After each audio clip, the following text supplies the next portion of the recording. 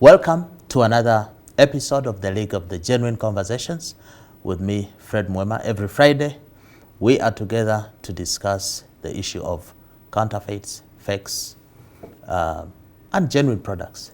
We are continuing our conversation in respect of Covidex, COVID, counterfeits, fake vaccines, fake Covidex, which this week we had a report that some fake Covidex was gotten from the market. Last week, you remember we had a good discussion here with my colleague, Dr. Kakoza, who shed some light on the arguments that are going on between MUST, Mbarara University of Science and Technology, Professor Gwang, the owner or maker or producer of Covidex, and at the conclusion of that discussion, we all agreed that it was important for the National Drug Authority to come out to shed some light for the benefit of we the consumers, which Covidex did they license. So today we are glad to have in our midst a representative from the National Drug Authority. This is the body that regulates, licenses, approves the medicines that we use in the country. And we have the pleasure to introduce Mr., I'll call him Dr. Mohammed Lukwago. You are welcome to the show. Thank you very much, Councillor Muwema. I'm happy to be here. Yes, I'll insist on calling you a doctor because I know that all pharmacists now carry the title. That's right. Doctor. And he is the head Central Region in charge of operations. What does that mean? Actually, the title is Manager Central Region. Manager. That's right. We have 8 regions in the country. Of course, we have the head office at the National Drug Authority, but we also have regional offices to help us administer the regulatory function at the grassroots. So one of those regions is Central Region. Our office is currently in Nakawa, and that's where I sit. So what do you do in operations? Are you, do you produce the Covidex? Do you distribute it? Do you arrest the fakers? What do you do in operations? Well, for the region, of course, NDA has a variety of roles. And to really sum it all in one sentence, we secure the value chain of medicines, right from the manufacturer up to the consumer. So for the regions, we look at the issues of licensing of outlets. We look at the issues of how the medicines move on the market from the wholesalers or the distributors up to the final consumer. The outlets that are involved in that, see that they have licenses, that they have qualified personnel, that they are following the established procedures, they are selling the right products, that there are no hawkers or unlicensed dealers in the supply chain. Basically, that bit of the supply chain from the wholesalers to the final consumers, so that everything is right. That is where the regions come in. And because of the vastness of the country, you have us in different areas to see that. So Mr. Lukwago or Dr. Lukwago, you, as a person in charge of operations, I guess you are conversant with and you have your ears to the ground. Absolutely. On what has been going on in respect of this issue of Covidex. That's right. From the point you started by telling Professor Gwang, no, wait, we've not approved. Then to approval. Then as soon as you approved, a fight broke up with the Mbarara University over who owns. And now we have people who have sued Professor Gwang, saying he should do, the sale proceeds should go to consolidated fund because he was financed by government. And now we have this week also another case filed against NDA. They are suing you that why did you approve Professor Gwang as the the owner who is supposed to sell this product. Do you see NDA as causing this problem because you licensed? Not quite. NDA is charged with ensuring access to cost-effective medicines. So once the application was lodged with NDA, you know that the country is grappling with the pandemic. We assessed it based on the science that is available, and we gave the approval, which was a notification. We based the notification on the applicant. The applicant is Jenna Habos. And has anybody else applied to register Covidex as an owner? Have you received an application from Barara? No. Have you received an application from government? No. But now you see, just because you registered professor, we have all these suits, we have all these cases. Maybe if you hadn't registered, we wouldn't have the cases. Maybe we'd have a much bigger problem of Covidex not being approved, and then we're having issues of public health activists telling us why we're not aiding the registration of a product that is helping the populace. So we don't necessarily look at issues of trademarks, who owns what, but we look at the one who has submitted the product.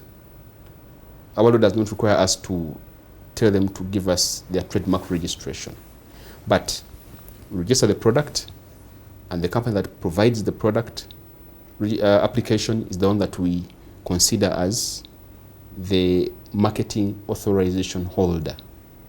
Now, if the issues of trademarks, which are trade-related issues, and the court decides, there will definitely be a requirement or a statement that instructs us as NDA to either adjust the registration details of who the owner is. But as an institution, we look at public health. Is the medicine okay? Has it gone through the right procedures? Does it have the right ingredients? Is it safe? Is it efficacious? And is the quality good? And is the one presenting it a legal entity? Nobody has told us at the time of registration that they're having a fight. So at this time, for us, we received the product, registered it. If anything comes from court, with Barara University or the government says it's theirs, we shall make the adjustments. But are you saying that you have to wait for court to investigate this issue of ownership? Are you saying that if a one-matov appeared with this bottle and said that I'm the owner, you register, and he applies, are you saying you don't investigate to find out or even inquire from Matovu, show us some history you have with this product? When did you make the concoction? From where do you make it? Are you saying you just register anybody who comes? No. We because you said you don't care about the ownership. We look at the manufacturing plant. You inspect? We inspect it. Okay. To see how the product is manufactured. We have GMP standards. GMP is good manufacturing practices. It is an international standard. Are you meeting the GMP standards? The ones that assure that the product will have the right quality and safety. But also look back at the development studies of the product, the preclinical studies. Does the applicant submit, for example? Yes, depending on the type of product, we have different requirements. We look at all those. And then once that has been scrutinized and it's okay, then we look at the applicant. But you don't have that strict requirement that you must bring a copyright or a trademark registration, because some companies don't. Like we have generic companies. Say if there is paracetamol, you have brands. It's Panadol, it's Camado from KPR. We don't look at per se the brand name. If you don't want to put the brand name, you'll find a product having just paracetamol on it. Won't tell you to put a brand name. No, we just register it as paracetamol, but we register the manufacturer and possibly the marketing authorization holder, who will be the license holder in Uganda. So those are the details we look at. We don't specifically request you to bring a trademark registration. If there is, it's okay. You present it to us. And the name that you present to us, we don't allow anybody else to use it.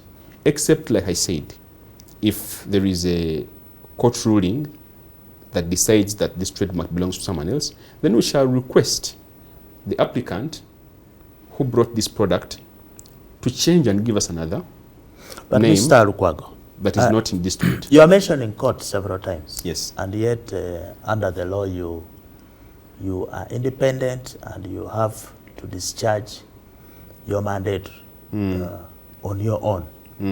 And if you look at this story, where you did an operation, I'm seeing a report here on July the 10th. You did an operation and you arrested a clinical officer, some people from Nansana. Okay. And despite the fact that you are saying you don't care about trademark, in this story you are saying you got a tip-off from somebody, and the information you got that somebody was making bottles, empties, and offering them to the market so that they can repackage the Covidex, which definitely would be fake because it would not be coming from the licensed place. That's true. Now, this bottle here, which we shall talk about later, this bottle here represents intellectual property. That's true. Which, in the case of a trademark, would be able to carry the label of the mark, the trademark itself here, the Covidex, that distinguishes this product from the other. So it appears, therefore, that despite the fact that you're saying you are not concerned so much with the trademark and these registrations, you are still able to do operations and go and say this is fake. This bottle or the name is not correct. It appears there is a missing link, and maybe there is a need now in your licensing to start requiring this applicant to include their trademark license or registration in the application, because you cannot fight counterfeits without trademark registration, because the registration is what gives you legal protection to that specific product. Would you be open to that area? Because you can't do without the IP, the trademark. First of all, just to clarify, I don't mean to say that we don't care at all about trademarks. All I'm saying is that at the time of registration, it's not a requirement it's for you to present the trademark registration. However, when you are registering a product, we look at the contents to see the quality of the product. What are the ingredients? How are they mixed? What are the specifications of that product? The chemical specifications.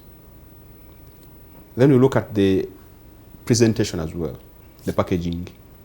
We file Which now you've gone into trademark area. We file the artwork. That is now trademark. We file the packaging and all the that. get up. And that is what we require to be on the market. It has the manufacturer, it has their address, it has the product specifications as well. Now, if anybody else is presenting something different, then right away we'll tell that this is not the right product. And that will be the best for the operation. Or if we notice that at a certain location X, someone is making a product akin to this, and we don't know about that address, we've not registered it as the right manufacturing address, then that gives us a background to the operations. But I agree with your perspective. Maybe we can discuss with our lawyers, but for now it's not a requirement. We can look at the pros and cons. But the way it is, we are able to do the operations very well without any problems because being caused by either not having trademarks registered or not. Okay, for those who have just joined us, we are still on the subject of Covidex, and in our last show, there was a unanimous call to NDA to tell us which of these bottles is the genuine bottle. And please wait a little bit, because our guest, Dr. Lukwago, is about to tell us which of these bottles, Dr. Lukwago, did NDA license. I'm putting them in the respective hands, not by mistake. One is in the right? The other is in the right and left. Okay. So the one that is in the right hand is the one that has features of the bottle that we registered. We had some discussions with Gina when these counterfeits were starting to come up. And we also looked at the files that we have, and we exchanged notes on the security features that can help us to distinguish the counterfeit from the genuine.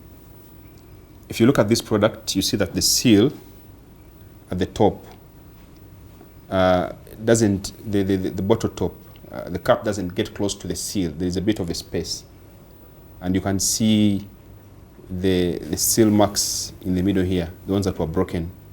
Even before you break, there is a gap. Before you break, there is a gap. You can see them. Between the seal exactly and the cover. And the cover.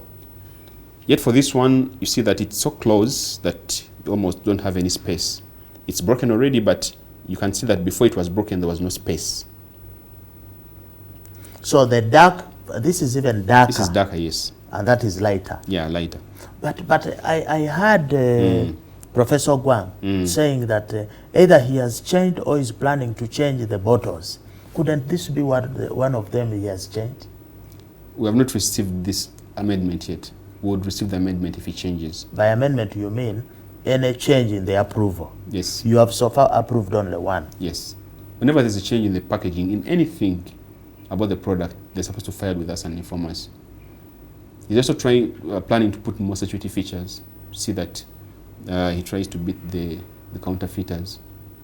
And like any other product, whenever it is on high demand, the unscrupulous people will always come out to mimic it and make money off the person's efforts.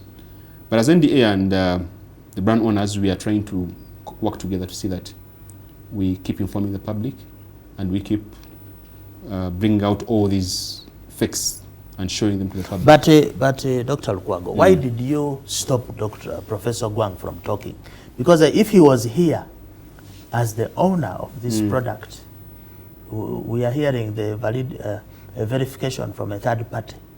Why have you stopped Professor Gwang from talking? We didn't stop him from talking. You can speak better than him? We didn't stop him from talking. Yeah. I don't know who stopped him. Why don't you stop the person who stopped him from talking to stop stopping him? We don't know who stopped him from talking. Maybe it's his company. We didn't stop him from talking. Because why this is... Our mandate does not spread to people, stopping them from talking. You are not a UCC to stop people. We only regulate promotion. Quality of drugs and... Even, okay, well, in the aspect of speaking, we regulate promotion and advertising. That whenever you're sending out an advert for a product, it has to be vetted by NDA. Or a promotion.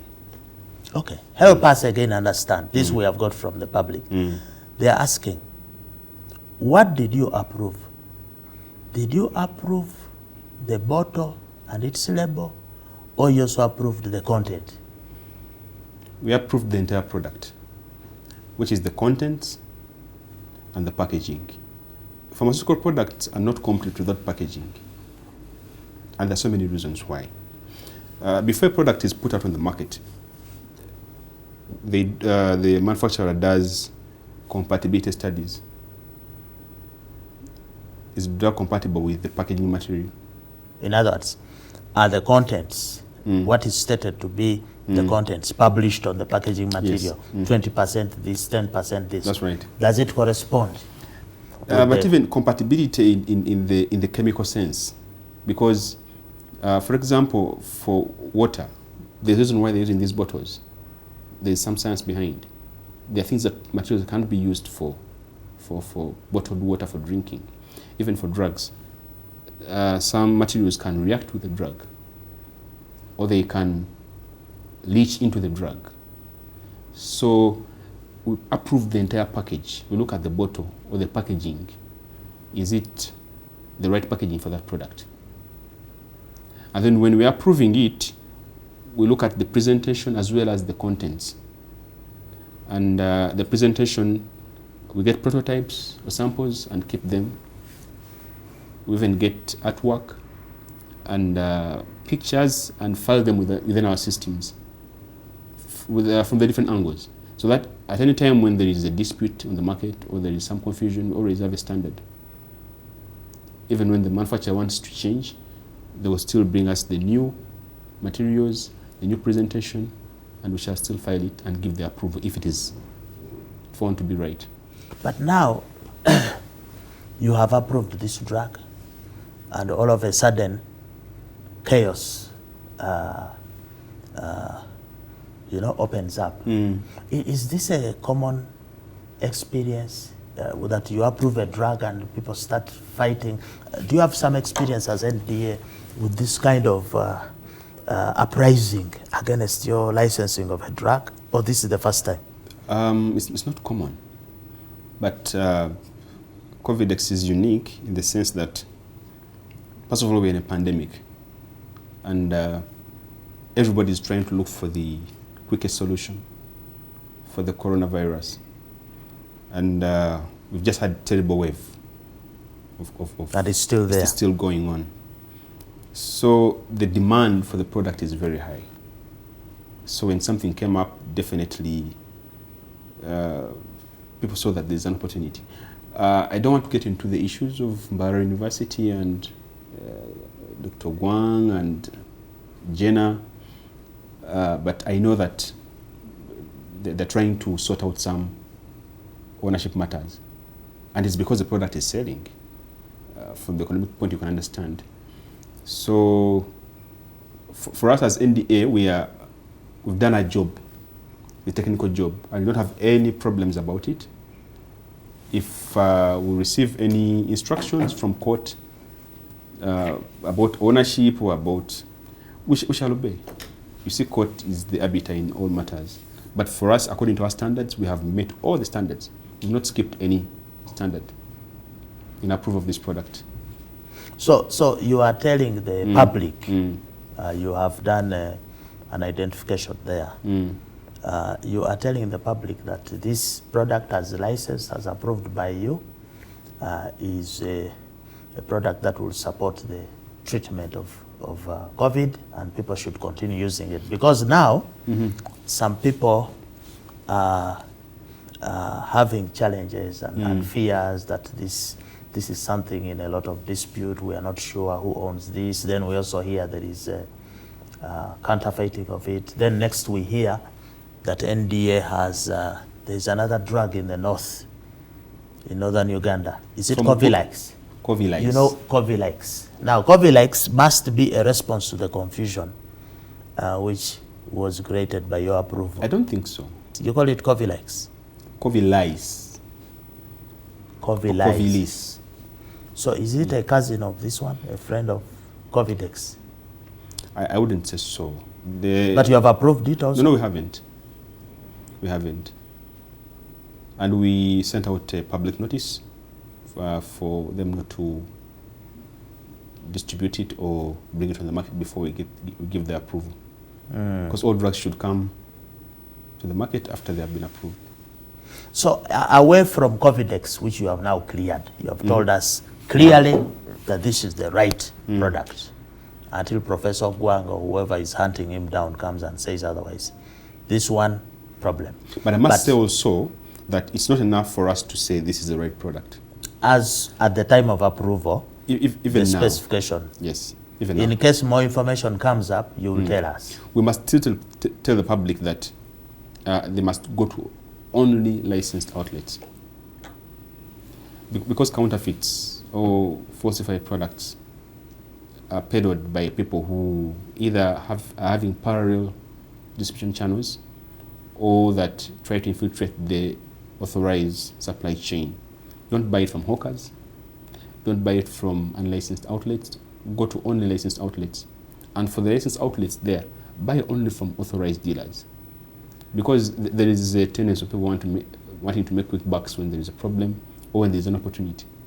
like there is now, because COVID is one of the high there. concerns, Doctor, is that NDA is very good at making the big pronouncement, calling the media.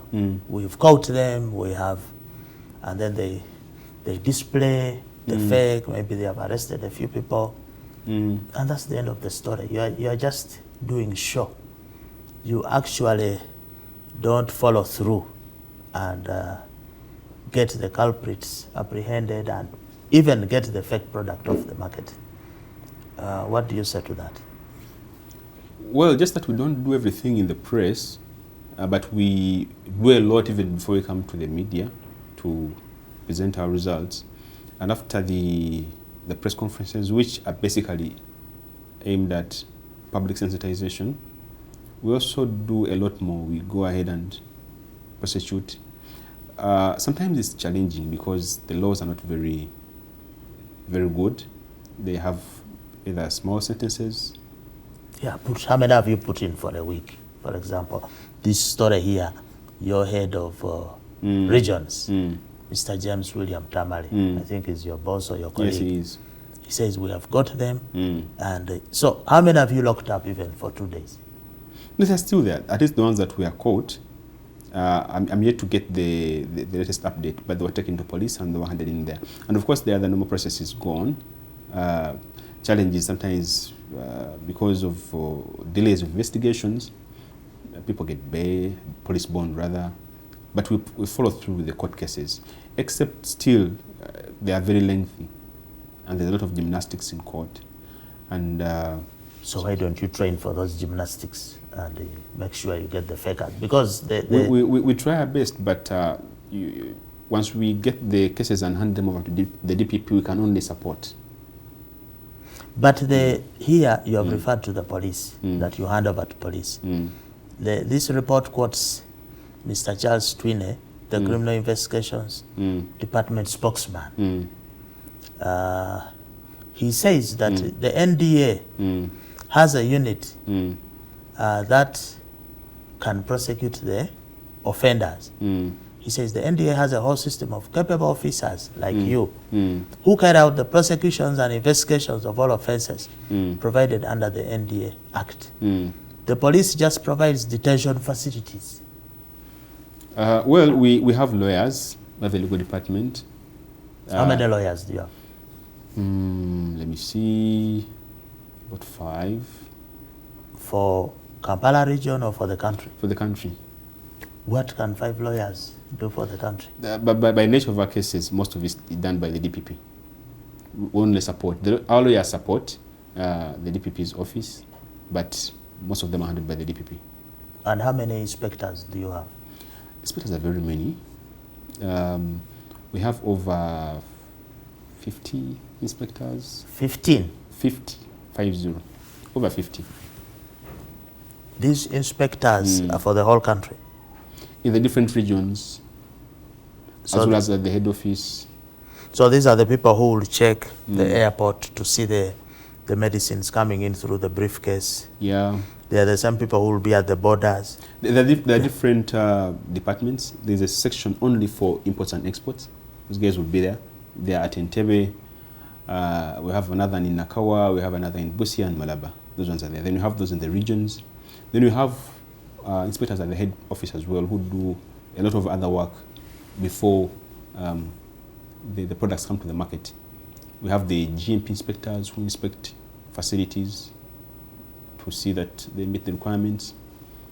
And then we also have those that keep checking the products on the market, like I told you, from the regions. One of the, as a platform that is crusading, if you like, against counterfeits, one of the biggest drivers of counterfeits in Africa is the little support that regulatory and enforcement agencies get from the national budget to fight these fakes. How true is that with NDA? Are you guys having too much money or you are not having enough resources? Do you have enough vehicles? Do you have enough labs? Do you have enough trained officers? Do you have equipment? Do you have enough as NDA? Resources are never enough in nature. But I must say that we are trying to adapt with the times. About 4 years ago, we were less than 200. Right now, the entire force is over 340 employees. You are now 340. Over 340 employees. The whole NDA in the country. The whole NDA in the country. So we keep increasing. Even the fleet of vehicles keeps increasing. We keep trying to... How many vehicles now? I don't have the figures of head, but I think we have over 40 vehicles now.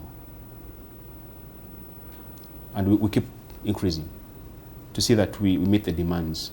Like I said, resources are never enough, but we keep... The good thing is that we try to utilize other means of reducing.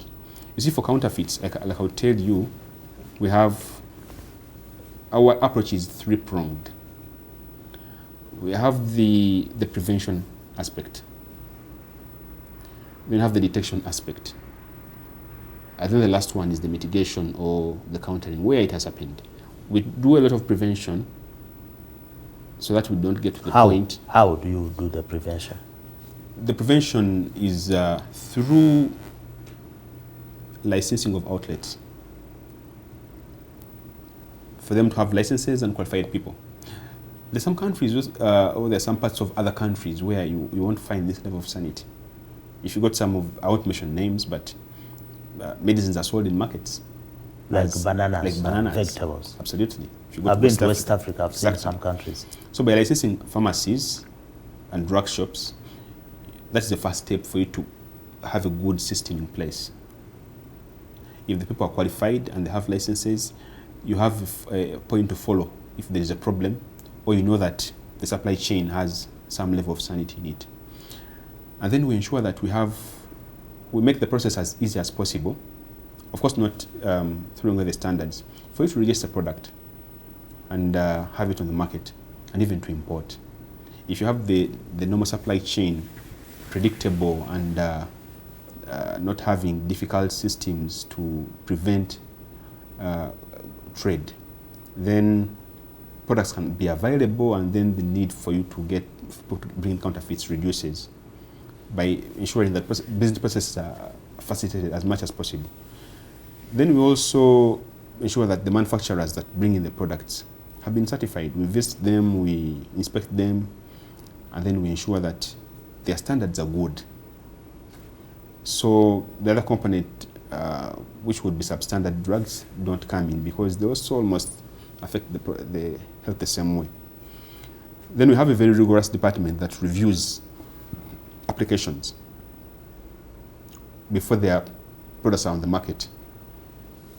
We look through the science, the production processes, and any other aspects of the product before we push it on the market. Basically to assess that the product is good. That is for the good products and regular products rather. And then we have a very good laboratory. That of course goes to the detection point. But even at the beginning, we usually do the routine tests to see that things don't come. The lab is ready, or it's still under construction? We already have a lab. We're just putting up a new one now. This will be one of the best in this region, and probably it will have a very good position in Africa. But we already have a lab which is WHO qualified and ISO certified. Why would somebody have hope that your prevention methods are serious when you approve a drug like Covidex? Within 2 weeks it's already being faked, meaning that your prevention methods are very weak? Not necessarily. The fighting of falsified products or counterfeits is not necessarily a job for the NDA alone. It's a job that we do jointly as a regulator together with the manufacturers and brand owners. They have to put in a lot to see that the supply chain is secured. We can get intelligence about activities of falsification, but you can't be everywhere. The brand owner, and this is what most of the multinational companies do, aside from having the normal supply chain system, they also have an infrastructure to brand protect. security. Absolutely. they do intelligence. But do you like enforce it? Where we get information, we do. Or is you leave them to decide whether they will? It's not a requirement for now. But I think it should. But what we insist on them is to ensure that they do pre-qualification of suppliers and distributors. In other words, if I'm a wholesaler, I must ensure that the one who's supplying me is supplying me the right product.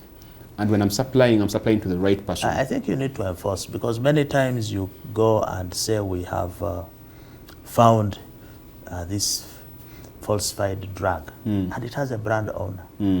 And the most you do is you come and announce brand owner is nowhere, because they have responsibility for ensuring they have safe products, their products under their name on the market. And the most you do is you will announce that we have arrested them, we are going to prosecute. No engagement with the consumer in terms of information about the product. So as soon as you announce that we got this fake, the consumer is not told, now how does the genuine look like? And I think the best person to tell the consumer how the genuine medicine looks like is the manufacturer. So why don't you do more collaborative effort as a requirement with the brand owner? As soon as a fake medicine is found, brand owner must come in and then also give more and more information to the consumer, because for us we believe that an informed consumer is an empowered consumer who in any case will even make your work easier, because there will be the eyes that will see. Don't you think you are lacking there? I think the feeling is mutual. The public needs to really get the full information. We normally do involve the brand owners in the investigations to give us, in case we get in some leads. But maybe for the area of communication to the public, in the press conferences, it's something that we could take up and engage them more and try to come with them to the to the press. So you promise that can be done. Can you tell us now that we shall engage it more? Now that we are talking about counterfeits, first of all, I noticed that in your lingua, in medicines, you rarely use the word counterfeits. That's right. You use falsified and substandard products. So it's a bit confusing. Do we actually have counterfeit medicines, or for you just baptize them another name? What's the difference between falsified, substandard, counterfeit? First of all, I'll begin with the substandard. A substandard product is coming from the correct manufacturer. It is following the normal distribution chain. But somehow, maybe due to an error that is inadvertent, or due to some problem within supply chain, the quality production process, yes, the quality does not meet the standard. Yes, that's right. That is substandard.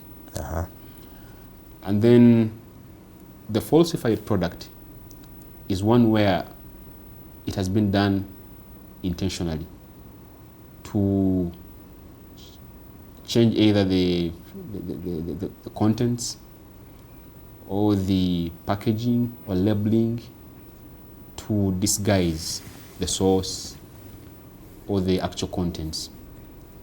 That is falsified. We don't use counterfeit because it has some trade connotations, which in the medical fraternity we realize that it will affect the understanding and definition of this type of a product, because some products can be under patent, and the understanding of the patent holders is that whoever makes the product, it is a counterfeit.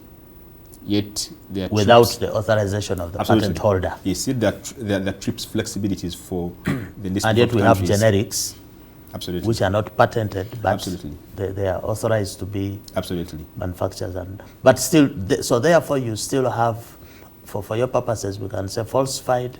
It's counterfeit. Yeah, it's counterfeit. That's right.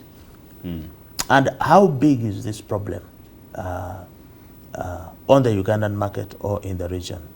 How big is it, and what are the common methods of counterfeiting or falsifying of drugs that viewers should know?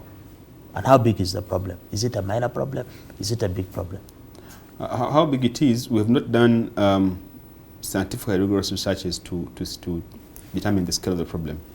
On the African continent, WHO did studies, and they estimated to be at 30%. 30% falsified. Yes, that is African continent. But of course, so West Africa has the biggest problems. East Africa... Could be even 50% there. Maybe. So maybe they are raising the percentage of Africa. But I believe Uganda is low because we are part of the WHO rapid alert system, which informs us about counterfeits all over the place. And they are very rare in our region. Why would Uganda be low when we have the distinction of faking even the vaccines? Within a few days, we had already faked the vaccines. Those vaccines were faked in South America before they were even faked here. We already got the signals from other countries. So it's not I'm not saying it's okay. What I'm saying is that, and I want this to understand, the public, that counterfeiting happens in every country, the least developed and the most developed. And the reasons are economic. If certain factors come together, they make it a good breeding ground for counterfeits. For example, we have a pandemic. Everybody is anxious and trying to find a solution. And then we're getting a local product that's manufactured here. So by the fact that it's manufactured here, it gives an opportunity to unscrupulous people to quickly come and do it and start counterfeiting. Because the materials they used are here, are from Uganda, the bottles are from Uganda, the labels are from Uganda, so it's easy. And if you don't have a very good security system, even for the labels, the person who's making new labels could actually be the one selling to the counterfeiters. That happens. And serious companies, they sometimes even have their own companies that make labels, just to ensure that they don't have any problems. But of course, a young nation like Uganda, some of those things are not very possible. So it's basically a coalition of factors at the right time that you can see this problem coming up. So is the problem of falsified medicines increasing or reducing? I can say that as the economy grows, there are things that also keep growing because the middle class is increasing, the levels of income are increasing. So you're blaming the middle class for the No, effects? I'm not blaming it. These are just normal trends that as the economies grow. You see the crime rate, how it grows with the growing cities? The crime rate of Kampala is not the same as Nairobi, not the same as Johannesburg. Those are natural trends. As the pressures become higher. So is the problem of counterfeit medicines growing? Like I said, we don't have figures. We don't have scientifically rigorous figures. But we keep the tabs onto. Of course, there are local counterfeits and the accounts that come from outside. The dynamics are very different, and we have different strategies for them. Like I'll give an example. For several years ago, we used to have lots of counterfeits of tablets in bulk packs. In fact, as you address that, can you tell the viewers some of the common counterfeited or falsified medicines? What should people look out for? One of the commonest then were those bulk packs, those tins of 1,000 tablets. Of what brand name? I mean, or what product? Aspirin or for headache? Paracetamol, ibuprofen, cotrimoxazole. Now, what they would do, they would get a tin of 1,000 tablets of paracetamol, which is fairly cheap, wash off the label, put another label of cotrimoxazole, for example. Because the tablets look alike, for those not highly branded products, it's just tablets, they're white, they're round. And so what would be the logic of putting some other drug and you call it a paracetamol? No, you call it cotrimoxazole, for example. A tin of paracetamol on average would go for like 15,000. And one of cotrimoxazole goes for like 60,000. By taking off that, the price changes. And but the functionality of the paracetamol and the other one I can't pronounce. Is it the same? Of course, no. This one is an antibiotic. Are they all painkiller? No. That is an antibiotic. So you buy a painkiller thinking you're treating an antibiotic. Absolutely. A bacterial infection. Absolutely. That is one way. Or they would, for those that didn't have very good seals, they would kind of press them and remove what is there, put something else, and still sell. So there's so many ways. That is one of them. The other one is to relabel expired products, change the expiry date, and it remains on the market. Our investigators tell us that it's a common practice that some products in jurisdictions like Kenya, may I mention, where they are more strict on ensuring the standards. Are you sure? So that's what our information tells us. That so what happens? Some pharmacies here are owned by some people. The guys, they collaborate with the pharmacy in India and Kenya and ship the medicines that are about to expire or are expired. Get them into Uganda, repackage them with the new expiry date. That's very rampant here with a lot of pharmacies. Well, we have our... So the issue of expired drugs, as you have said, you have not done the stats, but I'm sure if you did a survey, you might You mean find... about counterfeits? Yes. Those which are expired and repackaged. We've known about that racket, and we have caught them before, and we keep our tabs on them from the eastern route. We work with URA. You caught them before. In which jail are they in? Several years ago, the thing is, the challenge with those products as they're coming in, they come on buses. Now we have URA with us, we work with them. Once they are caught by URA or with our officers on the buses when they're coming, nobody wants to own the luggage. Everybody says it's not mine. But the bus that has got to record every luggage that comes on, it must be identified either with the passenger or it's a luggage that is just being couriered. I don't think they're required to record luggages. So then why don't you squeeze the bus owners? That's a different industry. They have their own laws. You know, it becomes very complicated. No, because it's criminal. Many of to aid and abet, Dr. Lukwago, is criminal. That is to aid true. and abet the commission of an offense. Even for URA, they have challenges because smuggled goods are many times abandoned.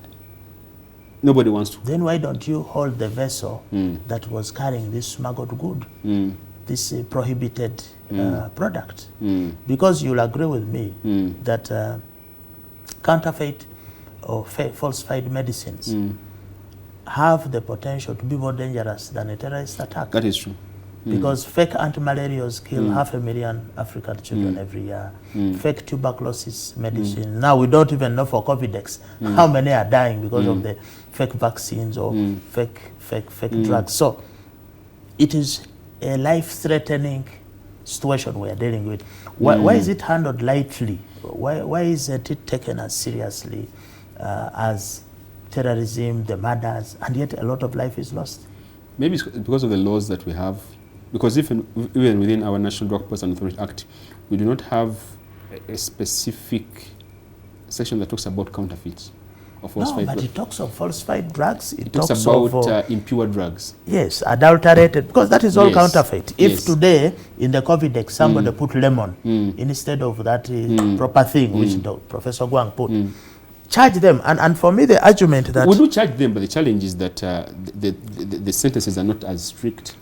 Yes, my argument always is, even if the sentence says 3 months, show me one person you've locked up for 1 week.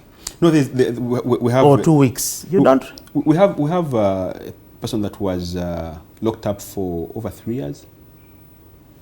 One Mbaruke Deo. I know for a fact, about 2 years ago, I think.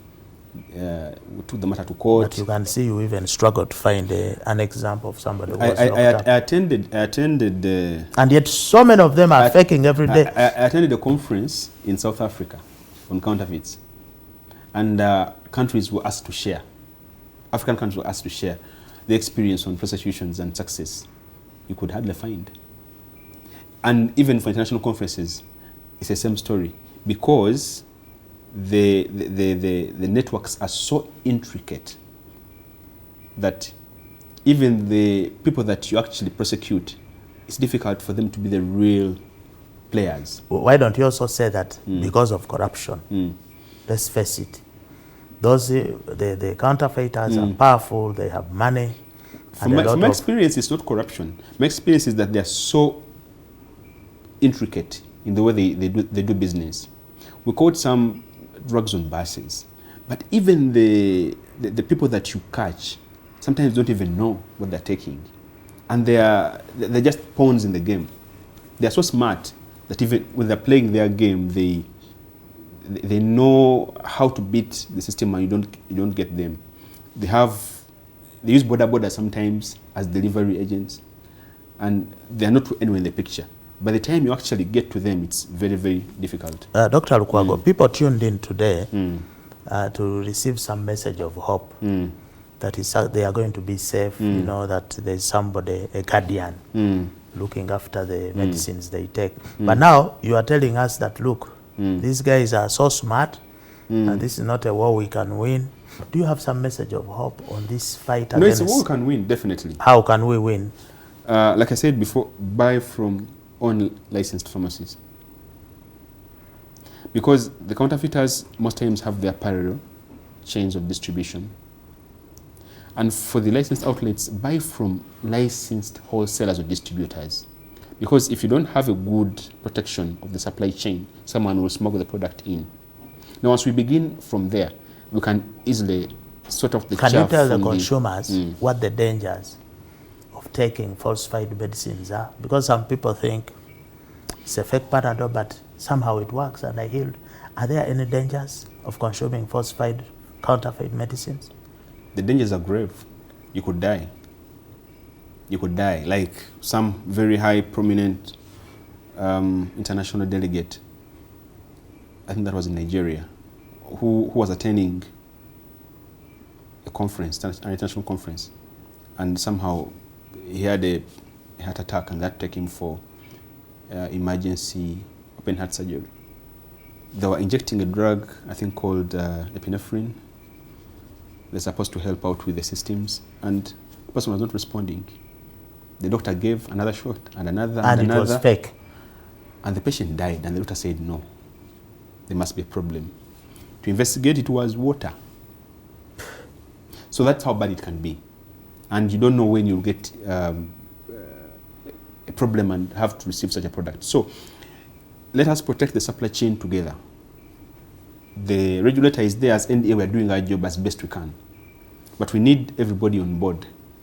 We need the distributors, the pharmacies, and everybody within the normal supply chain of medicines to do their job right. Do not look out for quick bucks because someone's selling a cheaper version. Buy from only licensed sources. And when you are selling, sell to only the right people. If you sell to someone who is not good, when you sell to them the genuine one, they're going to get the wrong one and mix them. And when they mix, they will sell everything as genuine. So that end-to-end verification. Who supplies you? Who do you supply? And for the consumer out there, buy from only registered outlets. Where can a consumer report? There are consumers today who are buying medicines. They are watching this. Do you have a hotline? Yes, we do have a hotline. You can dial 0800 101 999.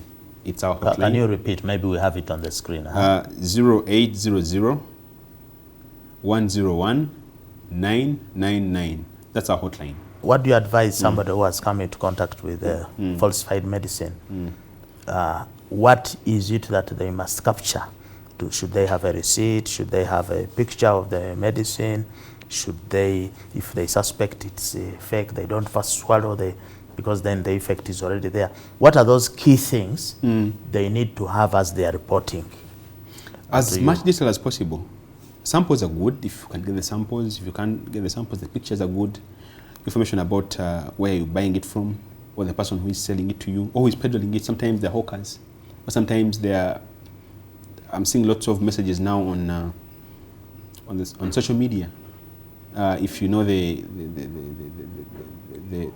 site on which it's being sold, get as much information as possible and give it to us. Does a consumer have a right to demand, for example, to know whether this pharmacy has a license? Can they demand? Definitely. Can they demand to know if the pharmacist is qualified, like they demand their details? Definitely. Every pharmacy has a license. The license must be displayed prominently at a point where consumers can see it. And it's the right of the consumer to ask for the license. And to see the license is still valid. That license also has a QR code. For the consumers who are tech savvy, you can use your phone and get a QR code reader and scan it. Where is the QR code reader? Phones have QR code readers. Oh, so you can scan? Using your phone, yes. You scan it, and when you scan it, it will direct you to our website where it's hosted, and then you can see that exact license the way it is. If it is genuine, you will see it. It has the name of the pharmacist. You have the right to ask for the pharmacist. And can the consumer, if they take a drug and maybe they have an effect, a bad side effect, or it's found to be falsified, can they return it to the pharmacy? If they have or goods once sold, they are not returnable? If they have a problem with the product, it's a side effect or problem, they can report to us. There are issues of trade which we may not get into because they're returnable or not. Maybe it's a company policy and they have reasons for that. We have seen, for example, in 2019 December, you recalled 14 drugs over quality defects, okay? And many of these were injectable antibiotics. The other drugs were quinine, tetracycline, lidocaine injection. So returning fake, falsified medicines is normal in this practice. Okay. So there cannot be a policy that I may not be able to return. Okay, I was talking about a product that you buy which is genuine, and maybe you could mishandle it and then you bring it back. That is could be subject to company policy. But if it's a quality issue and you bring it back to them, they're supposed to handle you administratively through compensations, and then the technical bit or the quality bit, you can report to us. And even where you take it back or where you bought it from, they're supposed to report to us. That's called pharmaco-vigilance. If there is a problem with the product, you're supposed to report it. You report it to us, and then we investigate. But the issue that you talked about of recalled products that are recalled, it's because they're substandard, or there's a problem with the manufacturing, like the ones you talked about. And recalls happen all over the world. They even recall cars. Toyota has recalled millions of cars. Toyotas, have you ever seen us lining up to return any Toyota? Because for us, we buy old ones. But the recalls are not for us Africans. No, I don't know about that. But the thing is, products, there can be a problem in manufacturing, and it's understandable. Once a manufacturer investigates and they find a problem, they're supposed to recall. And if there is any damage caused, then the manufacturer is supposed to... I have never seen any patients or consumers in Uganda lining up at NDA returning any of these injections. No, they return to the supplier.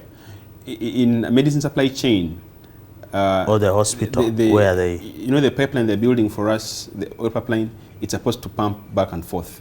That's how the medicine supply chain is supposed to work. We have the reverse logistics.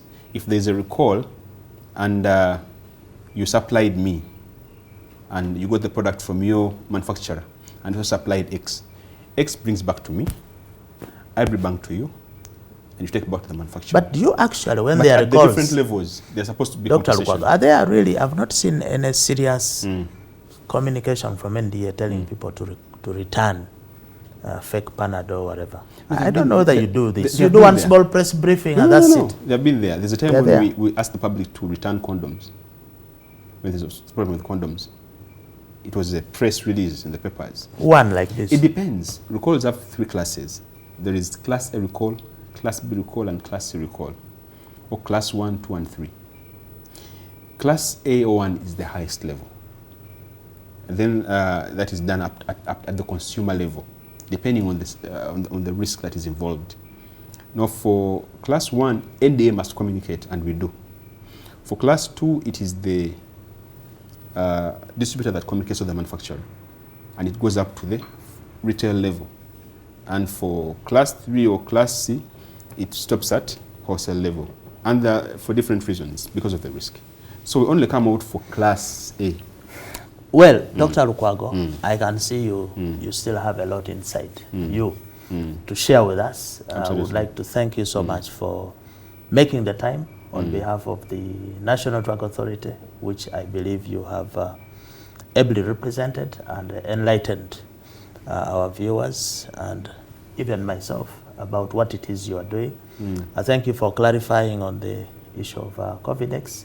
And for you, the viewers, we would like to wholeheartedly thank you for coming this far with us in this journey of making the issue of counterfeits, in this case falsified drugs, a topical issue, because we are the front line. We as the consumers, we as the users of these medicines, we have the primary responsibility to keep ourselves safe. You've heard NDA saying that please do buy only from the licensed pharmacies and drugstores.